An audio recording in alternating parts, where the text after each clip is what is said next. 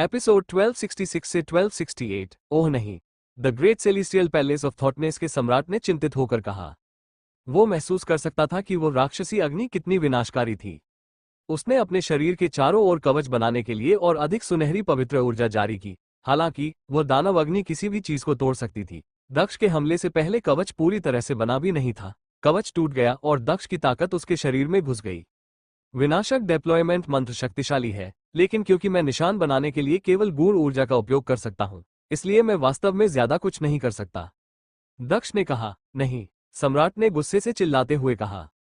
हालांकि दानव अग्नि शक्तिशाली थी, लेकिन यह उसके स्तर पर उसे नहीं मार सकती थी। हालांकि विनाशक डिप्लॉयमेंट मंत्र अभी भी उसे नुकसान पहुंचा रहा था। इसी समय दक्ष ने दोनों हाथों से अपना ताबीज पकड़ लिया और उसकी ओर दौड़ा। दक्ष ने अपना हाथ बढ़ाया और the great celestial palace of थॉटनेस के सम्राट की दिशा में अपना ताबीज फेंक दिया। उस सम्राट ने ताबीज पर सुनहरी पवित्र ऊर्जा छोड़ दी। वो ताबीज की शक्ति को पीछे धकेल रहा था, लेकिन फिर उसे एहसास हुआ कि वो चारों तरफ से तबीजों से घिरा हुआ है। उसने अपने चारों ओर एक लहर में और भी ज्यादा पवित्र सुनहरी ऊर्जा छोड़ी, जिससे कुछ ताबीज टूट गए। हालांकि इन तबीजों से पहले की तरह दानव अग्नि नहीं निकल रही थी, बल्कि एक भ्रम पैदा हो रहा था और सम्राट को उसके अंदर फंसा रहा था। ब्रेक! सम्राट ने गुस्से से चिल्लाते हुए कहा। इस बार उसने भ्रम डिप्लॉयमेंट मंत्र और अंदर के तबीजों को तोड़ने के लिए तेज तलवार की रोशनी का इस्तेमाल किया। सावधान रहो, रयान और उमेद ने चिल्लाते हुए कहा, जो पहले से ही बहुत दूर थे। सक्रिय करें, दक्ष ने कहा और अधिक दानव अग्नि ऊर्जा जारी की। सम्राट को दूसरा मौका भी नहीं दिया। कितना क्रूर, भीड़ ने सोचा। दक्ष ने सीधे सम्राट पर 20-30 ताबीज फेंके थे। प्रत्येक ताबीज स्वर्गीय स्तर के शीर्ष पर एक योद्धा को मार सकता था।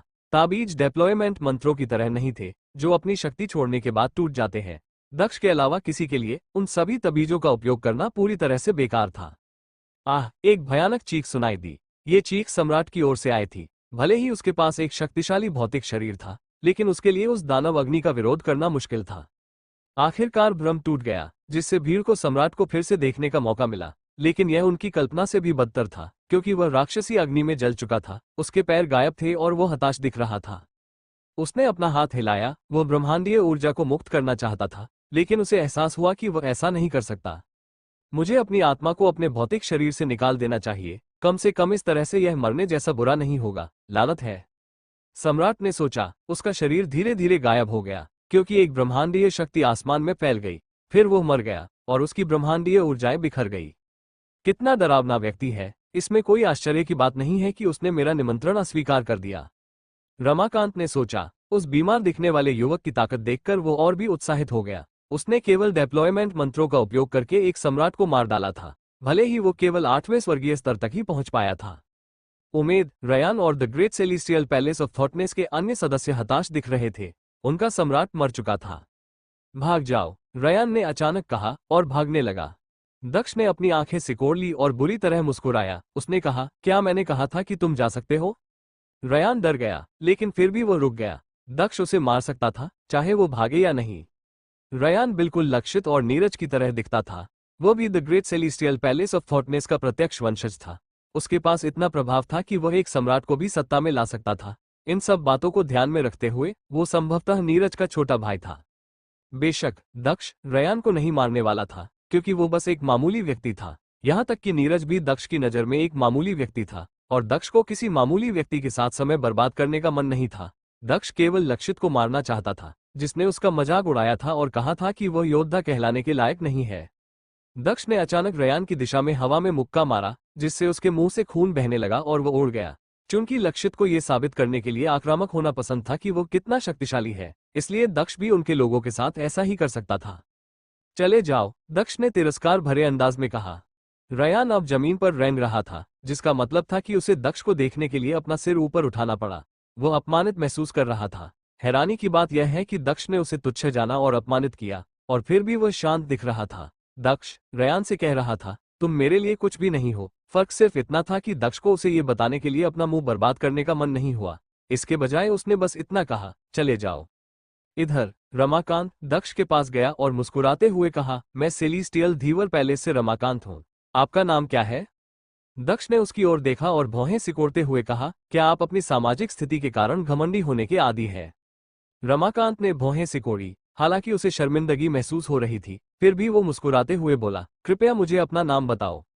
अरुण, दक्ष ने कहा। फिर उसने कहा, अगर आपके पास कहने के लिए और कुछ नहीं है तो आप जा सकते हैं। कितना घमंडी, भीड़ ने सोचा। भले ही अरुण के डिप्लॉयमेंट मंत्र शक्तिशाली थे, लेकिन रमाकांत आखिरकार एक सम्राट था। हालांकि रमाकांत ने अपनी भावनाएं नहीं दिखाईं। वो मुस्कुराता रहा और बोला, ठीक है, अब मैं तुम्हें परेशान नहीं करूंगा। फिर उसने हाथ हिलाया और चला गया। अन्य प्रभावशाली समूह ये देखने के बाद चले गए कि दक्ष ने रमाकांत को किस प्रकार उत्तर दिया था। केवल कुछ लोग ही रुके, जिससे माहौल एक बार फिर शांत हो गया। इधर सम्राट नील को लगा कि डिप्लॉयमेंट के वे मंत्र बहुत शक्तिशाली थे। वो दक्ष की क्षमताओं से हैरान था। दक्ष ने अपने विनाशक डिप्लॉयमेंट मंत्र से एक सम्राट को मार डाला था, और वो 3000 महान डिप्लॉयमेंट मंत्रों में से सिर्फ एक था। अगर दक्ष सभी 3000 डिप्लॉयमेंट मंत्रों को हासिल करने में कामयाब हो जाता तो वह और भी ज्यादा भयानक हो जाता। वो एक और शाश्वत आकाशीय सम्राट बन सकता था। इसके बाद दक्ष ने अभ्यास जारी रखा और नए ताबीज बनाना जारी रखा। अरुण के बारे में खबर 9 महान दिव्य महलों में फैल गई, यहां तक कि सम्राट भी उसके बारे में बात करने लगे। लोग दक्ष के घर के बाहर इकट्ठा होने लगे थे। वे अफवाहों वाले आदमी को देखना चाहते थे कि क्या वह असली था। दक्ष ब्रह्म डिप्लॉयमेंट मंत्र में था, इसलिए उसे इस बात की ज्यादा परवाह नहीं थी कि बाहर क्या हो रहा है। सम्राट नील इतने सारे मेहमानों के आने से खुश नहीं था। तुम्हारे यहाँ आने का क्या उद्देश्य है? यहाँ बहुत सारे लोग हमें देख रहे हैं। सम्राट नील ने मुस्कुराते हुए कहा, मुझे परवाह नहीं है, वे बस देख सकते हैं। मुझे कभी कभार उत्साह पसंद है, उनके बिना मैं उब जाऊंगा। दक्ष ने गहरी और सार्थक तरीके से मुस्कुराते हुए कहा।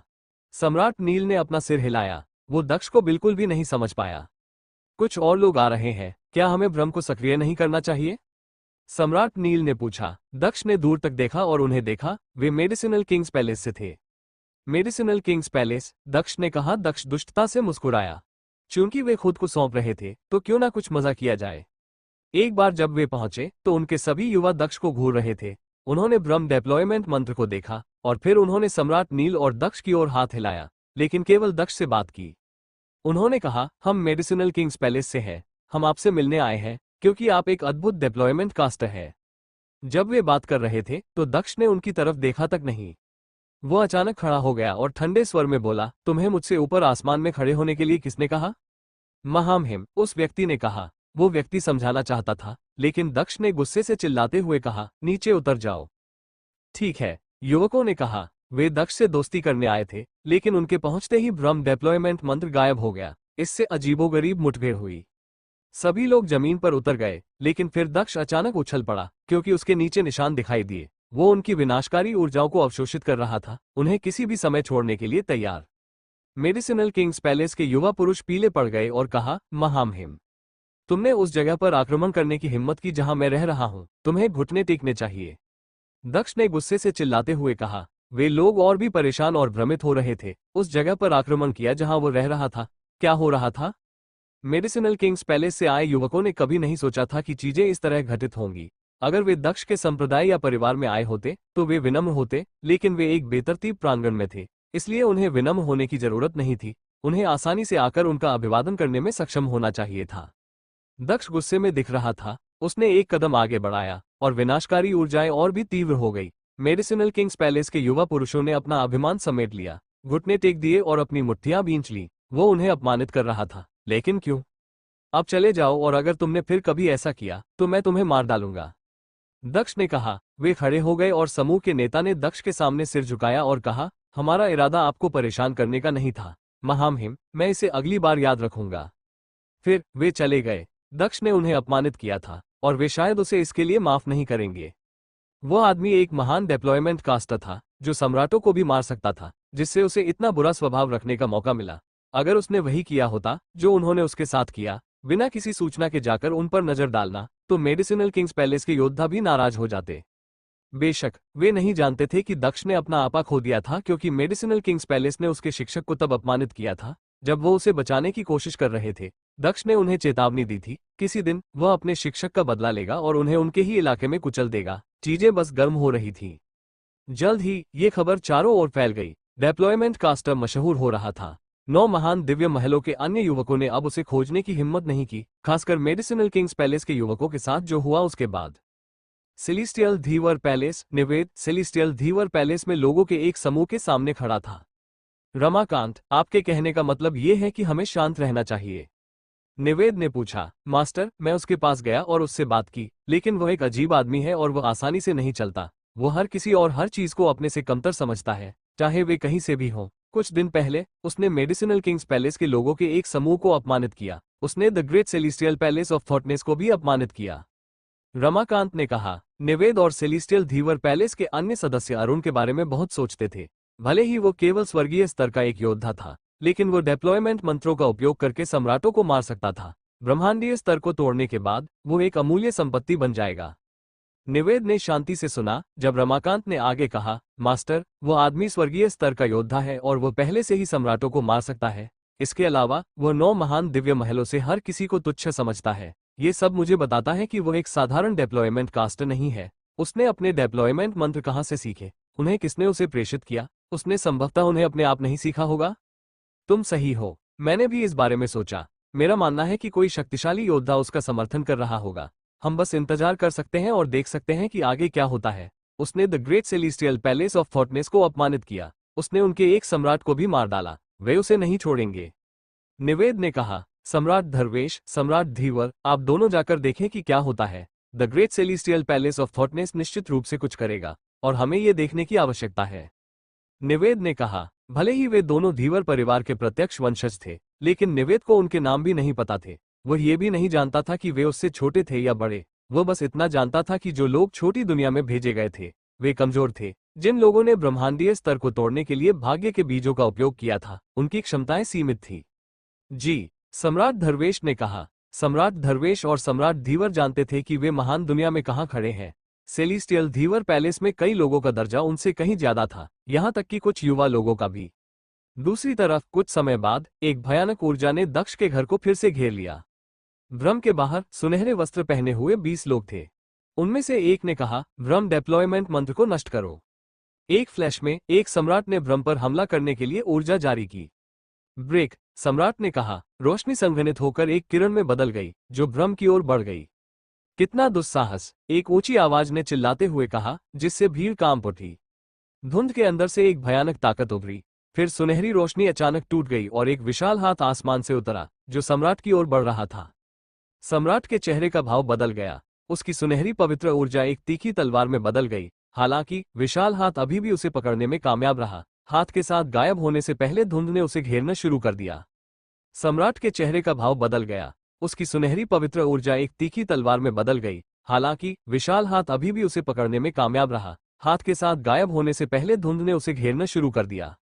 ओह नहीं, अन्य लोगों ने कहा। दक्ष पर हमला करने वाला समूह भयभीत लग रहा था, खासकर नेता जो आगे कूद गया।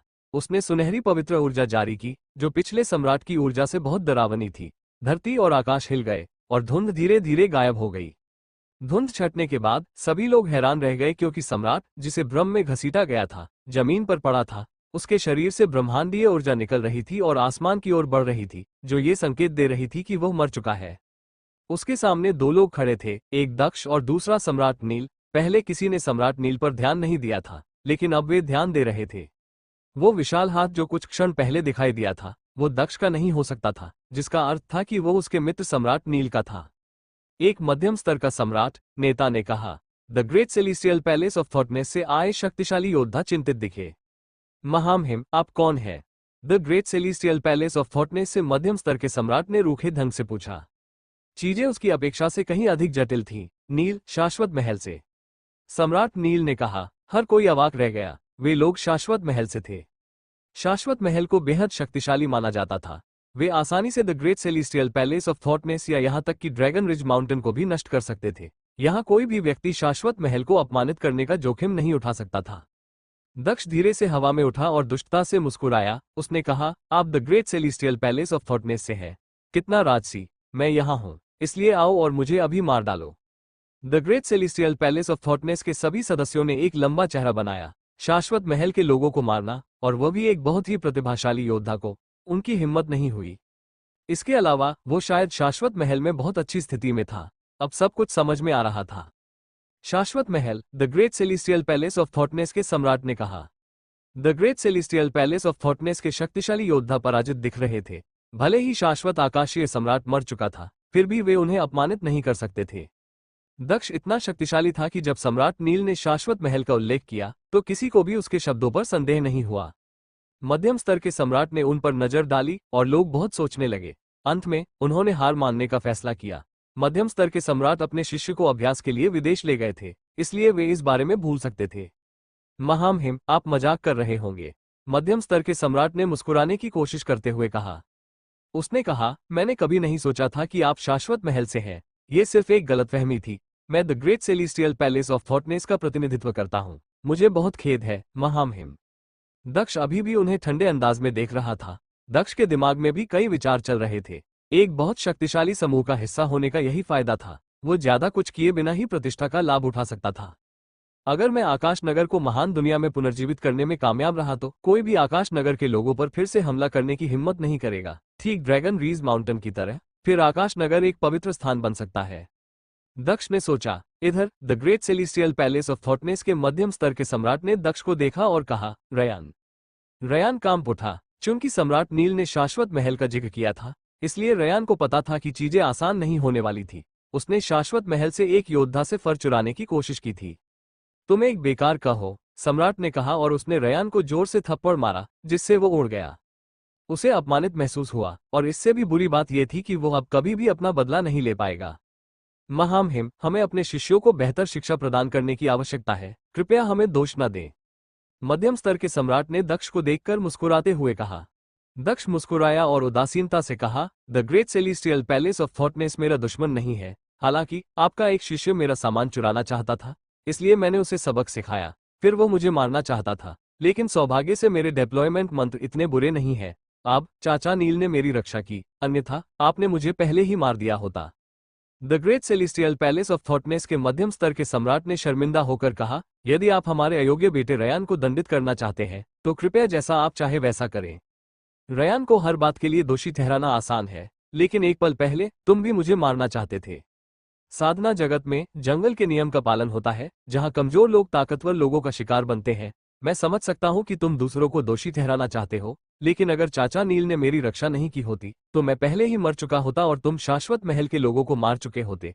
इसलिए अगर मुझे the great celestial palace of Thoughtness से कोई ऐसा व्यक्ति मिलता है जिसे मैं मार सकता हूं तो मैं संकोच नहीं करूंगा। दक्ष ने कहा, कितना घमंडी है, भीड़ ने सोचा।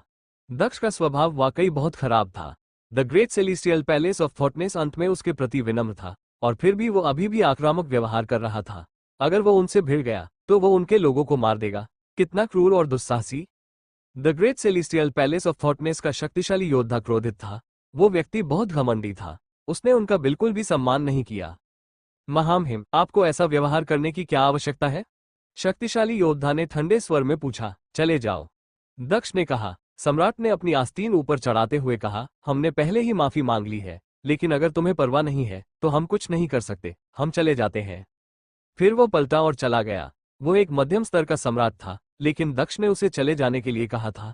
क्या दक्ष चाहता था कि वो घुटने टेक कर भीख मांगे या क्या? चलो चलें, दक्ष ने सम्राट नील को देखकर मुस्कुराते हुए कहा। उन्होंने ब्रह्म डिप्लॉयमेंट मंत्र को फिर से सक्रिय किया, लेकिन सम्राट नील को अभी भी समझ नहीं आया कि क्या हो रहा था। सम्राट नील ने पूछा, क्या आपके अतीत में the great celestial palace of थॉटनेस के साथ समस्याएं थी? थोड़ी बहुत, लेकिन इसका जीवन और मृत्यु से कोई संबंध नहीं है। दक्ष ने लकड़ी की कुर्सी पर बैठकर आसमान की ओर देखते हुए कहा। वो गहरी और अर्थपूर्ण तरीके से मुस्कुरा रहा था। उसने कहा, मास्टर नील, ब्रह्म डिप्लॉयमेंट मंत्र को निष्क्रिय कर दें। जल्द ही कुछ महत्वपूर्ण लोग हमसे मिलने आने वाले हैं।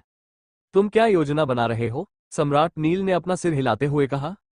वो खड़ा हो गया और ब्रह्म डिप्लॉयमेंट मंत्र को निष्क्रिय करने के लिए तैयार हो गया। हम डिप्लॉयमेंट मंत्रों का अध्ययन कर रहे हैं, लेकिन हमें सामग्रियों की भी आवश्यकता है। अगर कोई हमारी मदद कर सकता है तो क्या ये और भी बेहतर नहीं होगा? दक्ष ने रहस्यपूर्ण ढंग से कहा। सम्राट नील ने ब्रह्म डिप्लॉयमेंट मंत्र को निष्क्रिय कर दिया और फिर जैसा कि दक्ष ने कहा था, कुछ ही समय बाद कोई आया। सेलेस्टियल धीवर पैलेस से निवेद, मैंने एक अद्भुत योद्धा के बारे में सुना है और आप यहाँ हैं। मैं आपका अभिवादन करने आया हूँ, निवेद ने कहा। दक्ष मुस्कुराया, लेकिन अपनी कुर्सी पर बैठा रहा।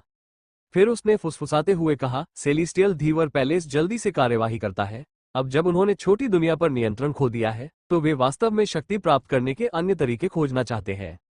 आओ, दक्ष ने शांति से कहा। सेलेस्टियल धीवर पैलेस के कई लोग बाहर उनका इंतजार कर रहे थे। सम्राट धर्वेश, सम्राट धीवर, वे सभी वहां थे। मयंक भी वहां था। बेशक दक्ष बहुत बदल गया था। उस समय मयंक ने उसे निर्वासित कर दिया था, जिसे वह माफ नहीं करेगा।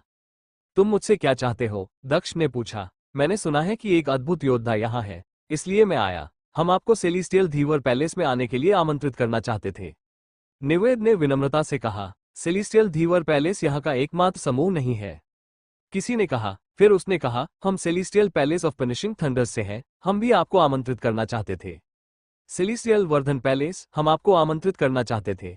किसी और ने कहा। बाहर अधिक से अधिक लोग दिखाई दिए, जैसा कि अपेक्षित था। ये सभी लोग शाश्वत महल के योद्धाओं को जानने में रुचि रखते थे। हालांकि प्रांगण इतना छोटा नहीं था, लेकिन ये पहले से ही सभी 9 महान दिव्य महलों से आए लोगों से भरा हुआ था, सिवाय the Great Celestial Palace of Thoughtness और मेडिसिनल किंग्स पैलेस के। दक्ष ने खुद को कम आंका था। उसने नहीं सोचा था कि इतने सारे लोग शाश्वत महल से एक डेप्लॉयमेंट कास्ट में रुचि लेंगे। 9 महान दिव्य महलों के उन सभी लोगों को उम्मीद थी कि वे दक्ष के साथ दोस्त बन सकते हैं, और इस तरह वे शाश्वत महल के दोस्त बन सकते हैं। सेलिस्टियल धीवर पैलेस से एक मजबूत योद्धा था, जिसने डेप्लॉयमेंट मंत्रों का अध्ययन किया था और शाश्वत महल में शामिल हो गया था। सेलिस्टियल धीवर पैलेस में वह मजबूत था, लेकिन शाश्वत महल में वह कमजोर था, इसलिए उनके साथ काम करने के लिए उसकी स्थिति बहुत कम थी। हालांकि दक्ष अलग था। स्वर्गीय स्तर की ताकत के साथ वह एक सम्राट को मारने में कामयाब रहा था, और एक मध्यम स्तर का सम्राट उसकी रक्षा कर रहा था। ब्रह्मांडीय स्तर को तोड़ने के बाद वो निस्संदेह एक महत्वपूर्ण व्यक्ति बन जाएगा। मुझे आमंत्रित करने के लिए आप सभी का धन्यवाद, लेकिन अब मैं दुविधा का सामना कर रहा हूँ। मुझे नहीं पता कि मुझे कहाँ जाना चाहिए। दक्ष ने कहा, हमने आपको पहले आमंत्रित किया है, इसलिए यदि आप हमारे सेलिस्टियल धीवर पैलेस में आना चाहते हैं तो हम आपके लिए कुछ शानदार आयोजन करेंगे। निवेद ने विनम्रता से कहा। हमारा celestial Palace of punishing thunder's लगभग उसी समय पहुंचा। मास्टर, हमारे पास कुछ थंडर डेप्लॉयमेंट मंत्र हैं, जिन्हें हम डेप्लॉयमेंट साधना पर आपके विचारों के साथ बदल सकते हैं। Celestial Palace of punishing thunder's से आए शक्तिशाली योद्धा ने विनम्रतापूर्वक कहा। साधना पर विचारों का आदान प्रदान से उसका मतलब था, यदि आप आते हैं तो हम आपको थंडर डेप्लॉयमेंट मंत्र प्रदान करेंगे। बाकी लोग खुश नहीं थे, लेकिन फिर भी उन्होंने दक्ष को मनाने की कोशिश की। दक्ष ने हल्के से मुस्कुराते हुए कहा, सब लोग, आप मेरे लिए बहुत अच्छे हैं। मुझे वाकई नहीं पता कि क्या करना है। काश मैं आता, लेकिन मैं यहाँ बहुत व्यस्त हूँ और मैं कुछ ताबीज बनाना चाहता हूँ। समस्या यह है कि मुझे कुछ सामग्री की जरूरत है, इसलिए अगर सब लोग आ सके। दक्ष गहरे और सार्थक तरीके से मुस्कुरा रहा था। सम्राट नील भी मुस्कुराए। दक्ष बहुत चालाक था। हमारे पास सामग्री है, आपको हमारे महल में आना चाहिए और हम आपको कुछ उपहार देंगे। किसी ने कहा। नहीं नहीं, दक्ष ने कहा। दक्ष एक समूह के कारण अन्य सभी अवसरों को नहीं छोड़ सकता था। उसने मुस्कुराते हुए कहा, अरे नहीं नहीं, मेरा मतलब यह नहीं था। मैं कुछ सामग्री खोजने जा रहा हूं और उसके बाद मैं तय करूंगा कि मुझे कहां जाना है। हम आपको अपनी सामग्री खुद कैसे खोजना दे सकते हैं। हम अपने महल में कुछ सामग्री लेने जा रहे हैं और हम उन्हें आपके पास वापस लाएंगे। Celestial Palace of punishing thunder's के शक्तिशाली योद्धा ने कहा, हालांकि वो पहले ही जा चुका था। तो फिर मैं भी तुम्हारे लिए कुछ ले आता हूं, किसी और ने कहा। सभी लोग जाने लगे। वे बहुत धीरे चलने से डर रहे थे। सम्राट नील अब और नहीं रुक सके। वो जोर से हंस पड़े। उन्होंने अपना सिर हिलाते हुए कहा, वे लोग तुमसे दोस्ती करने की कोशिश कर रहे हैं और वे बहुत कोशिश कर रहे हैं। मुझे तो ये भी नहीं पता कि तुम्हारे और उनके बीच कोई तनाव है या नहीं। दक्ष मुस्कुराया और कुछ नहीं बोला। वो इस बात से बहुत खुश था कि चीजें कैसे आगे बढ़ रही थीं। वे लोग तेज थे। दक्ष को यह नहीं पता था कि बफर जोन में कुछ पल पहले ही कुछ हुआ था। प्रभावशाली समूहों ने बाजार में उन सामग्रियों के लिए एक दूसरे से लड़ाई की थी जो डेप्लॉयमेंट कास्ट के लिए उपयोगी थी। दक्ष ने उदासीन रहते हुए कुछ अंगूठियां ले ली, लेकिन अंदर से वो बहुत खुश था। उसे लंबे समय तक तबीजों के बारे में चिंता करने की जरूरत नहीं थी। मास्टर, आखिरी व्यक्ति ने कहा, ये सेलिस्टियल धीवर पैलेस से कोई था। वे वापस आने वाले आखिरी व्यक्ति थे। निवेद दक्ष के पास गया और कहा, मास्टर, यहाँ कुछ मामूली उपहार हैं जो हमने आपके लिए इकट्ठा किए हैं। आपको इससे ताबीज बनाने में कोई समस्या नहीं होनी चाहिए। एक नजर डालें। जब दक्ष ने देखा कि निवेद कितना आत्मविश्वास से भरा हुआ है, तो वो और भी उत्साहित हो गया। क्या निवेद ने उसके लिए अनमोल उपहार तैयार किए थे? दक्ष ने अपनी ईश्वरीय जागरूकता के साथ अंगूठी का निरीक्षण किया। ब्रह्मांडीय ऊर्जा की मूवमेंट, दक्ष ने कहा। दक्ष आश्चर्यचकित था। उसने अपना सिर उठाया और निवेद को देखा। यह क्या है? दक्ष ने निवेद से पूछा। निवेद को स्पष्ट रूप से पता था कि दक्ष किस बारे में बात कर रहा था। मास्टर अरुण, ये ब्रह्मांडीय ऊर्जा को अवशोषित करता है और ब्रह्मांडीय ऊर्जा को स्वचालित रूप से संसाधित करता है। आप उस अंगूठी से ब्रह्मांडीय ऊर्जा का उपयोग डेप्लॉयमेंट के निशान बनाने के लिए कर सकते हैं। निवेद ने कहा, जो आत्मविश्वास से मुस्कुरा रहा था। आप मेरे प्रति बहुत दयालु हैं, भले ही मैं अभी एक छोटा लड़का हूँ, मना करना मेरे लिए अशिष्टता होगी। दक्ष ने हंसते हुए कहा। वो इतने बड़े उपहार को कैसे मना कर सकता था? जब निवेद ने दक्ष को खुद को छोटा लड़का कहते हुए सुना, तो वो विजयी भाव से मुस्कुराया। अब जब उसने उसे इतना बढ़िया उपहार दिया है, तो शाश्वत पैलेस भविष्य में सेलेस्टियल धीवर पैलेस के साथ दोस्ती करेगा। बाकी लोग गुस्से में थे, उन्होंने कभी नहीं सोचा था कि निवेद को इतना बढ़िया तोहफा मिलेगा। बाकी लोग गुस्से में थे, उन्होंने कभी नहीं सोचा था कि निवेद को इतना बढ़िया तोहफा मिलेगा। ये सिर्फ एक छोटा सा उपहार है, अगर आपको ये पसंद है, तो मैं बहुत खुश हूँ। ठीक है, मुझे आपको परेशान नहीं करना चाहिए, लेकिन मुझे लगता है कि अगर आप सेलेस्टियल धीवर पैलेस में नहीं आए, तो यह अफसोस की बात होगी। आपको कभी कभी आना चाहिए और हम पेय और भोजन तैयार करेंगे। हमारे पास आपके लिए ताबीज बनाने के लिए और भी सामग्री है। निवेद ने कहा। निवेद वास्तव में दक्ष के साथ दोस्त बनना चाहता था, इसलिए उसने उसे फिर से आमंत्रित किया। हे, दक्ष ने मुस्कुराते हुए सभी से कहा, हर कोई मेरे साथ बहुत अच्छा व्यवहार करता है, इसलिए मैं आपके निमंत्रण को अस्वीकार नहीं कर सकता। सबसे पहले मैं कुछ दिनों के लिए सेलेस्टियल धीवर पैलेस जाऊंगा और उसके बाद अगर कोई मुझे आमंत्रित करने को तैयार है, तो मैं खुशी से आऊंगा। दक्ष की बात सुनकर निवेद बहुत खुश हुआ। हालांकि दक्ष के आने के बाद भी वह उसे जाने नहीं देना चाहता था। मास्टर, चलो हम सब मिलकर सेलेस्टियल धीवर पैलेस के मुख्यालय चले। दक्ष ने कहा। ठीक है, निवेद ने कहा। वो खुश था। मास्टर अरुण, आप जब चाहे सेलेस्टियल वर्धन पैलेस आ सकते हैं। सेलेस्टियल वर्धन पैलेस के एक मजबूत योद्धा ने दक्ष की ओर विनम्रता से मुस्कुराते हुए कहा। भले ही दक्ष ने सेलेस्टियल धीवर पैलेस के निमंत्रण को पहले स्वीकार कर लिया हो, फिर भी अन्य अवसर है। फिर दक्ष और सम्राट नील निवेद के साथ चले गए। योजक चिन्ह सेलेस्टियल धीवर पैलेस। दक्ष और सम्राट नील ने सेलेस्टियल धीवर पैलेस के क्षेत्र से गुजरते हुए देखा कि वहां साधना के लिए कितने दिलचस्प स्थान थे। मास्टर अरुण, ये ज्योत्सना पीक है और वह लकड़ी का पुल ज्योत्सना पीक की ओर जाता है। आप कहां जाना पसंद करेंगे? उद्धरण चिन्ह। निवेद ने पूछा। वे सेलेस्टियल धीवर पैलेस के क्षेत्र की गहराई में थे। मुझे ज्योत्सना पीक पसंद है, लेकिन आपको हर समय मेरे साथ रहने की जरूरत नहीं है। उद्धरण चिन्ह। दक्ष ने मुस्कुराते हुए कहा। ठीक है, वहां एक शांत मंडप है। मैं आपके पास कुछ खूबसूरत महिलाएं भेजूंगा और अगर आपको वे पसंद आ जाए, तो आप उनके साथ जो चाहे कर सकते हैं। उद्धरण चिन्ह। निवेद ने मुस्कुराते हुए कहा, आप बहुत विनम्र हैं। दक्ष ने कहा, वहां कई मंडप थे और परिदृश्य शानदार थे। अब दक्ष सेलेस्टियल धीवर पैलेस का मुख्य अतिथि था। ज्योत्सना पीक पर एक मंडप था और आसपास का वातावरण बहुत शानदार था। पहाड़ की तरफ देखने पर बादलों का समुद्र दिखाई देता था, जो एक शांत एहसास प्रदान करता था। इसके अलावा दक्ष को कई महिलाओं की सेवाओं की पेशकश की गई थी, लेकिन वहां पहुंचने के बाद उसने उन्हें अस्वीकार कर दिया। दक्ष ने फर और ब्रह्मांडीय ऊर्जा वाली अंगूठी निकाली, फिर उसने उन्हें एक पत्थर की मेज पर रख दिया जैसा कि सम्राट नील ने देखा। दक्ष को अब ताबीज बनाने के लिए इतनी मेहनत करने की जरूरत नहीं थी, उसे बस कुछ सामग्री एक मेज पर रखनी थी और चीजें लगभग स्वाभाविक रूप से होने लगी और ब्रह्मांडीय ऊर्जा के साथ निशान बनाना और भी आसान हो गया। उन्होंने सिर्फ आपसे दोस्ती करने के लिए आपको एक शानदार तोहफा दिया। सम्राट नील ने मुस्कुराते हुए कहा, अगर दक्ष वाकई शाश्वत महल का सदस्य होता, तो निस्संदेह इससे सेलेस्टियल धीवर पैलेस को फायदा होता। अब भी सम्राट नील को समझ में नहीं आया कि दक्ष का अंतिम लक्ष्य क्या था। वास्तव में मैं इससे आसानी से कई ताबीज बना सकता हूँ। दक्ष ने मुस्कुराते हुए कहा। उसे निशान बनाने के लिए अपनी खुद की गूढ़ ऊर्जाओं पर निर्भर रहने की जरूरत नहीं थी, लेकिन अगर वह दोनों तरह की ऊर्जा का इस्तेमाल कर सकता, तो उसके ताबीज और भी ज्यादा शक्तिशाली होते। मास्टर नील, मुझे कुछ दिनों के लिए शांति की आवश्यकता है ताकि मैं कुछ ताबीज बना सकूं। अगर सेलेस्टियल धीवर पैलेस के लोग हमें रात के खाने या किसी और चीज के लिए आमंत्रित करने के लिए यहाँ आते हैं, तो बस मना कर दे और उन्हें बता दे कि मैं साधना का अभ्यास कर रहा हूँ। उद्धरण चिन्ह। दक्ष ने सम्राट नील से कहा। उसके पास बहुत सारी सामग्री थी, इसलिए अब उसे ताबीज बनाने की जरूरत थी। ठीक है। उद्धरण चिन्ह। सम्राट नील ने मुस्कुराते हुए और सिर हिलाते हुए कहा। उसने ताबीजों का अध्ययन नहीं किया था, इसलिए वह पहाड़ों में भ्रम डिप्लॉयमेंट मंत्रों का अध्ययन जारी रखने चला गया। दक्ष अध्ययन करने के लिए पहाड़ों में दूसरी जगह चला गया। अगले कुछ दिनों में सेलेस्टियल धीवर पैलेस के कई लोग उन्हें खाने के लिए आमंत्रित करने आए, अन्य बातों के अलावा। लेकिन चूंकि दक्ष साधना का अभ्यास कर रहा था, इसलिए वे उसे परेशान नहीं करना चाहते थे। इसके बजाय उन्होंने सम्राट नील के पास ताबीज बनाने के लिए और सामग्री छोड़ दी और उसे दक्ष को देने के लिए कहा। इस दौरान वे बहुत विनम्र थे। 1 महीने बाद दक्ष ने कुछ ताबीज बनाना समाप्त किया और फिर से अपने कमरे से बाहर आया। सेलेस्टियल धीवर पैलेस हर दिन खूबसूरत महिलाओं को भेजता था और उनमें से हर एक अधिक सामान लाती थी। इस दिन सुंदर लड़कियां मंडप में केवल दक्ष और सम्राट नील को देख रही थी। कुछ समय बीतने के बाद रमाकांत ज्योत्सना पिक पर आया और दक्ष और सम्राट नील को आमंत्रित किया। इस बार उन्होंने मना नहीं किया।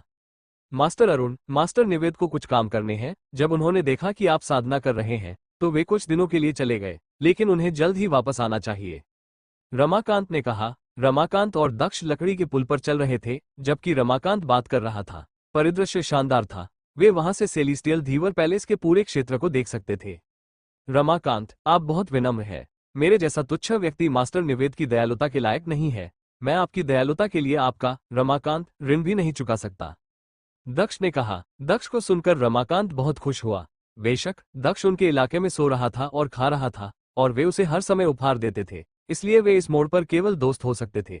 वे पहले केवल दक्ष को अपने स्थान पर लाने के बारे में चिंतित थे और अब जब वह वहां था तो सब कुछ सुचारू रूप से आगे बढ़ेगा। मास्टर अरुण, मैं बस इतना ही चाहता हूं कि आप मुझे अजनबी ना समझे। अगर आपको किसी और चीज की जरूरत है तो बस मुझे बताएं और मैं आपके लिए कर दूंगा, रमाकांत ने कहा। सेलिस्टियल धीवर पैलेस मेरे प्रति बहुत दयालु है। मैं सम्मानित महसूस कर रहा हूं, दक्ष ने कहा। फिर उसने सेलिस्टियल धीवर पैलेस के विशाल क्षेत्र की ओर इशारा किया और कहा, रमाकांत, मैं विनाशक डिप्लॉयमेंट मंत्रों का अभ्यास करता हूं।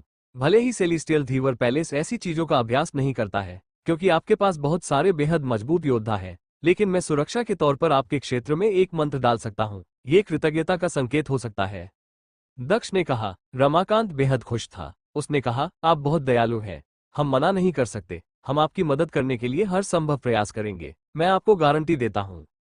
चूंकि दक्ष उन्हें डिप्लॉयमेंट मंत्र के साथ मदद करना चाहता था, इसलिए रमाकांत को लगा कि उसके लिए और भी उपहार तैयार किए जाएं, जो वह बाद में उसे देगा। फिर उनकी दोस्ती और भी स्थिर हो जाएगी। मुझे टालमटोल करना पसंद नहीं है, इसलिए मैं आज से ही काम शुरू कर दूंगा। मुझे बस भाग्य के बीजों से ब्रह्मांडीय ऊर्जा का उपयोग करके शक्तिशाली डिप्लॉयमेंट मंत्र बनाना है, दक्ष ने कहा। ठीक है, आपको किस तरह के भाग्य बीज की आवश्यकता है, रमाकांत ने पूछा। हालांकि वो अंदर से थोड़ा कड़वा था। भाग्य के बीजों का उपयोग ब्रह्मांडीय स्तर को तोड़ने के लिए किया जा सकता था और अब दक्ष अपने डिप्लॉयमेंट मंत्र को आजमाने के लिए उनमें से एक का उपयोग करना चाहता था। एक पृथ्वी भाग्य बीज, दक्ष ने कहा। उसने देखा कि रमाकांत का मुंह फड़क रहा था, लेकिन वो फिर भी मुस्कुराया और कहा, कुछ तैयार करो। आखिरकार सेलिस्टियल धीवर पैलेस का क्षेत्र बहुत बड़ा है, इसलिए यदि आपको एक शक्तिशाली विनाशक डिप्लॉयमेंट मंत्र की आवश्यकता है तो हमें कई भाग्य बीजों की आवश्यकता होगी। कोई समस्या नहीं है, मैं अपनी तरफ से हर संभव प्रयास करूंगा। मुझे एक क्षण दीजिए, मैं किसी से कुछ लाने के लिए कहूंगा, रमाकांत ने कहा। फिर रमाकांत ने मुड़कर सम्राट धर्वेश से कहा, भाई धर्वेश, आपके पास उच्च साधना स्तर है, इसलिए आप मुझसे तेज हैं। क्या आप सेलिस्टियल धीवर पैलेस वापस जाकर उन्हें ला सकते हैं? धन्यवाद। भले ही रमाकांत एक सम्राट था, लेकिन उसके पास इतने सारे भाग्य के बीज नहीं थे। उन कुछ में से उसके पास कोई पृथ्वी भाग्य बीज नहीं था। यहां तक कि अगर उसके पास कुछ था भी तो वह अपने खुद के उपयोग के लिए तैयार नहीं होगा। ठीक है, सम्राट धर्वेश ने कहा। सम्राट धर्वेश ने दक्ष की ओर मुस्कुराते हुए कहा, मास्टर अरुण, मैं आपके लिए भाग्य के बीज लेने के लिए सेलिस्टियल धीवर पैलेस जा रहा हूं। धन्यवाद मास्टर, दक्ष ने शानदार तरीके से मुस्कुराते हुए कहा। अगर सम्राट धर्वेश को पता होता कि वो अभी दक्ष का सामना कर रहा है तो वह कैसे प्रतिक्रिया करता? मैं बाद में वापस आऊंगा, सम्राट धर्वेश ने विनम्रता से कहा और चला गया। दक्ष मुस्कुराया और कहा, सम्राट धर्वेश वास्तव में अच्छे हैं। भले ही वो मजबूत है, फिर भी वे बहुत विनम्र है। सम्राट धीवर और मयंक ये सुनकर परेशान हो गए। सम्राट धर्वेश किसी के साथ भी इस तरह से पेश नहीं आना चाहते थे। अकेले वो छोटी सी दुनिया में केवल एक सम्राट थे, जिसके समूह के पद अनुक्रम में उनकी सामाजिक स्थिति बहुत कम थी। उनके पास ऐसी स्थितियों में विनम्र व्यवहार करने के अलावा कोई विकल्प नहीं था। सम्राट धर्वेश वाकई बहुत अच्छे हैं। वे दोनों सम्राट धीवर और मयंक हैं। सम्राट धीवर बहुत लंबे समय से ब्रह्मांडीय स्तर को तोड़ चुके हैं और मयंक ब्रह्मांडीय स्तर को तोड़ने वाले हैं, रमाकांत ने दक्ष से दोनों का परिचय कराते हुए कहा।